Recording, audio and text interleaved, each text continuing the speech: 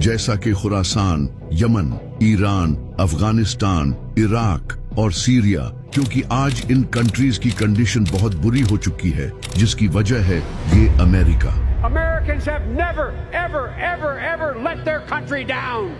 Never. सितंबर 2014 में America ने Syria पर अटैक किया, जिसके बाद कई सालों तक सीरिया में जंग का माहौल रहा और आज सीरिया की हालत बदतरीन हो चुकी है। इसी तरह अमेरिका ने 2003 में इराक पर हमला किया और आज उसकी हालत भी खराब है। और इसी तरह अमेरिका ने कई सालों तक अफगानिस्तान के साथ भी जंग की और आज अफगानिस्तान की हालत आपके सामने है। वहां आज इतनी गुर्बत है। और अभी मार्च में अमेरिका ने यमन पर एयर स्ट्राइक्स की, जो कि अमेरिका का सबसे बड़ा मिलिट्री ऑपरेशन था। अब अमेरिका यमन के साथ भी यही करना चाहता है, क्योंकि यमन फलस्तीन के साथ खड़ा है और इसराइल के शिप्स पर अटैक करता है और पाकिस्तान को भी सीक्रेटली अमेरिका ही कंट्रोल करता है बिकॉज ऑफ पाकिस्तान मिलिट्री। लेकिन इन सब के अलावा ईरान ही एक ऐसा कंट्री है जो इस वक्त अमेरिका और इसराइल को टक्कर दे रहा है।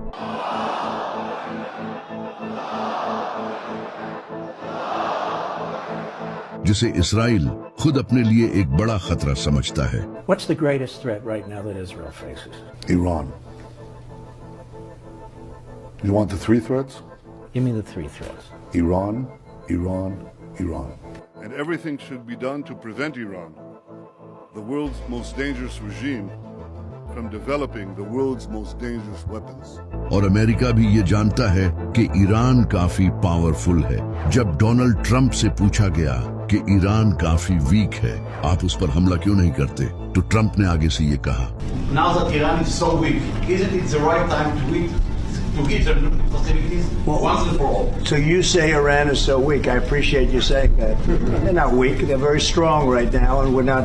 ईरान ही वो कंट्री होगा जो इमाम मेहदी को सबसे पहले सपोर्ट करेगा, क्योंकि नबी सल्लल्लाहु अलैहि वसल्लम ने फरमाया था कि खुरासान से काले झंडे लहराती हुई फौजें मेहदी को सपोर्ट करने के लिए जाएंगी। नबी सल्लल्लाहु अलैहि वसल्लम के टाइम में खुरासान ये था, जिसमें आज का अफगानिस्तान, ईरान, पाकिस्तान और दूसरे कंट्रीज का कुछ हिस्सा आता है। लेकिन इन सब कंट्रीज के इन पार्ट्स का नाम खुरासान नहीं है, सिवाय ईरान के। ईरान में आज भी खुरासान नाम का एक प्रोविंस है। और जैसा कि आप सल्लल्लाहु अलैहि वसल्लम ने फरमाया था कि खुरासान से काले झंडे लहराते हुए फौजें इमाम मेहदी को सपोर्ट करने जाएंगी। और आप अच्छे से जानते हो कि काला झंडा किनका है। तो इसी वजह से ईरान वो वाहिद ऐसा कंट्री होगा जो इमाम मेहदी को सपोर्ट करेगा, क्योंकि बहुत जल्द ईरान एक न्यूक्लियर पावर बनने जा रहा है। To prevent Iran from acquiring a nuclear weapon. That Iran does not ever get nuclear weapons. वो सीक्रेटली न्यूक्लियर वेपन्स बना रहा है, जिसके बाद सिर्फ पाकिस्तान ही ऐसा वाहिद इस्लामी कंट्री नहीं होगा जिसके पास न्यूक्लियर वेपन्स होंगे। जब ईरान के पास न्यूक्लियर वेपन्स होंगे, तब अमेरिका और इसराइल उससे जंग लड़ने का कभी नहीं सोचेंगे। और ईरान वाहिद ऐसा कंट्री है जो इमाम मेहदी के ज़हूर के इंतजार में है। और ईरान वाहिद ऐसा कंट्री है जहां इस्लामिक सिस्टम है, जबकि दूसरी तरफ सऊदी अरब और बाकी अरब कंट्रीज अमेरिका के तलवे चाट रहे हैं। सऊदी अरब तो इसराइल को ऑयल बेच रहा है और वही ऑयल उनके रॉकेट्स में यूज होता है जो रॉकेट्स फिलिस्तीनियों पर गिरते हैं। और सऊदी अरब में आज भी बादशाहत का निजाम है।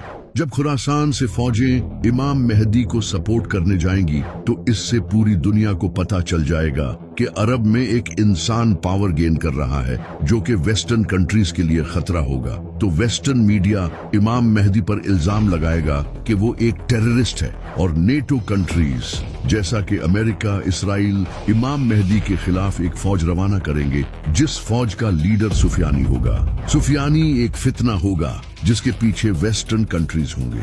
ये एक ऐसा इंसान होगा जो देखने में बड़ा ही इबादत गुजार होगा, लेकिन अहले बैत के मानने वालों का दुश्मन होगा और सीरिया से निकलेगा और मुआविया की नस्ल से होगा। ये इराक और सीरिया में बहुत कत्ले आम मचाएगा। इमाम अली अलैहिस्सलाम ने फरमाया सुफियानी सीरिया से निकलेगा, उसके चेहरे का रंग लाल होगा, उसके बाल हल्के होंगे, उसके चेहरे पर निशान होगा, वो मस्जिदों को तोड़ेगा और नबी सल्लल्लाहु अलैहि वसल्लम के मानने वालों को कत्ल करेगा। इमाम बाकर अलैहिस्सलाम ने फरमाया, सुफियानी उसी साल निकलेगा जिस साल इमाम मेहदी का ज़हूर होगा। और इमाम जाफर सादिक अलैहिस्सलाम ने फरमाया, सुफियानी का आना तय है, ये इमाम मेहदी से 15 महीने पहले आएगा। इमाम ज़ैनुल आबदीन अलैहिस्सलाम ने फरमाया, जब सुफियानी निकलेगा तो लोगों के दिल खौफ से भर जाएंगे, फिर इराक और सीरिया में खुलेआम खून बहेगा, वो औरतों और बच्चों को कत्ल करेगा।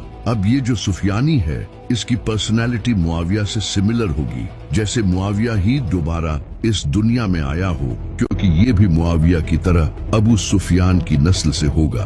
और जिस तरह मुआविया सीरिया का गवर्नर था और सीरिया में उसके काफी सपोर्टर्स थे, इसी तरह सुफियानी भी सीरिया से ही निकलेगा। और जिस तरह इमाम अली अलैहिस्सलाम का कैपिटल कूफा था, इसी तरह सुफियानी भी कूफे पर हमला करेगा। इमाम जाफर सादिक अलैहिस्सलाम ने फरमाया, मेहदी के ज़हूर से पहले सीरिया में सिविल वॉर होगी, जिसके बाद सुफियानी निकलेगा। और आप ये जानकर हैरान होंगे कि सीरिया में पिछले कई सालों से एक बड़ी सिविल वॉर जारी रही थी। It is time to end this brutal civil war. Full-scale civil war. Dragged into civil war to escape the civil war. जिसका फायदा उठाकर अमेरिका ने सीरिया पर हमला किया था। और जो आज सीरिया की हालत है, यहाँ से ऐसा लीडर निकल सकता है, क्योंकि सीरिया में कई टेररिस्ट लीडर्स रहते हैं। तो जब इमाम मेहदी का ज़हूर होगा तो सुफियानी इमाम मेहदी के खिलाफ एक फौज भेजेगा, लेकिन वो फौज रेगिस्तान में बेदान नामी जगह पर जमीन में धंस जाएगी,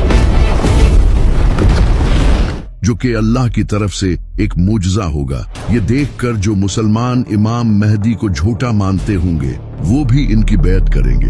यहाँ तक कि कुछ यहूदी और ईसाई भी इन्हें पहचान लेंगे और इन्हें अपना लीडर एक्सेप्ट कर लेंगे। लेकिन कुछ स्कॉलर्स जो डॉलर्स के पीछे होंगे, इमाम मेहदी को झूठा और दज्जाल कहेंगे, और मीडिया भी फुल प्रोपेगेंडा चलाएगा, इन्हें झूठा कहेगा और मुसलमानों को इनके खिलाफ करने की कोशिश करेगा, क्योंकि इमाम मेहदी उस वक्त तक दुनिया की बड़ी पावर्स के लिए एक खतरा बन चुके होंगे।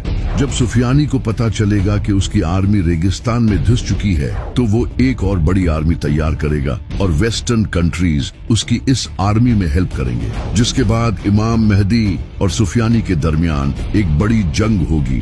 यानी कि एक तरफ इमाम अली अलैहिस्सलाम की नस्ल से इमाम मेहदी होंगे और दूसरी तरफ मुआविया की नस्ल से सुफियानी होगा। इस जंग में इमाम मेहदी सुफियानी को हरा देंगे और सुफियानी को भी कत्ल करेंगे। सुफियानी के कत्ल के बाद अरब में इमाम मेहदी की पावर मजीद बढ़ जाएगी और ज्यादा लोग उनको सपोर्ट करने लगेंगे। और इमाम मेहदी के जो 313 साथी होंगे, इन हर एक के नीचे कई हजारों या फिर लाखों सोल्जर्स होंगे।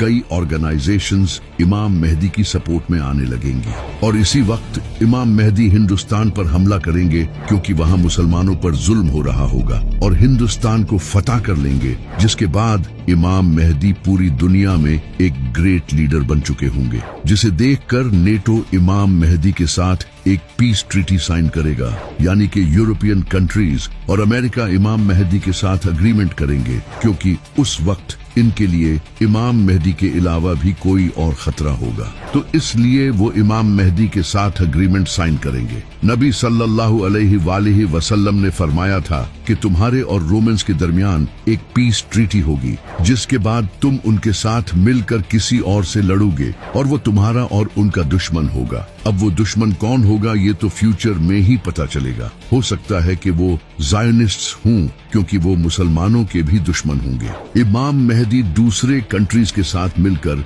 उसके खिलाफ जंग करेंगे और ये जंग मुसलमान क्रिश्चियंस के साथ मिलकर जीत जाएंगे। जीत के बाद मुसलमान और नॉन मुस्लिम्स अपने कैंप्स में आराम कर रहे होंगे कि तभी एक ईसाई क्रॉस को उठाएगा और गाड़ देगा। यानी कि वो ये दिखाना चाहेगा कि ये क्रिश्चियंस की जीत हुई है, न कि मुसलमानों की। लेकिन मुसलमान उस क्रॉस को तोड़ देंगे और ये दिखाएंगे कि ये अल्लाह की जीत हुई है, न कि उनकी। इस वाकये से मुसलमानों और वेस्टर्न कंट्रीज के दरमियान हुई ट्रीटी तोड़ दी जाएगी, जिसके बाद वेस्टर्न कंट्रीज इमाम मेहदी के खिलाफ अपनी बड़ी फौज तैयार करेंगे। ये काफी बड़ी जंग होगी। इस जंग में वेस्टर्न कंट्रीज बड़ी फौज के साथ आएंगे। इनके पास high tech AI weapons, drones, missiles और फाइटर जेट्स होंगे। जब मुसलमान इनकी फौज को देखेंगे तो नबी सल्लल्लाहु अलैहि वसल्लम ने फरमाया कि मुसलमानों की फौज का एक हिस्सा ये जंग छोड़कर भाग जाएगा, जिसे अल्लाह कभी मुआफ नहीं करेगा, और एक हिस्सा इस जंग में शहीद होगा जो कि उस वक्त का बेहतरीन शहीद होगा, और एक हिस्सा ये जंग जीत जाएगा जिसे अल्लाह दोबारा नहीं आजमाएगा। ये बड़ी ही खतरनाक जंग होगी।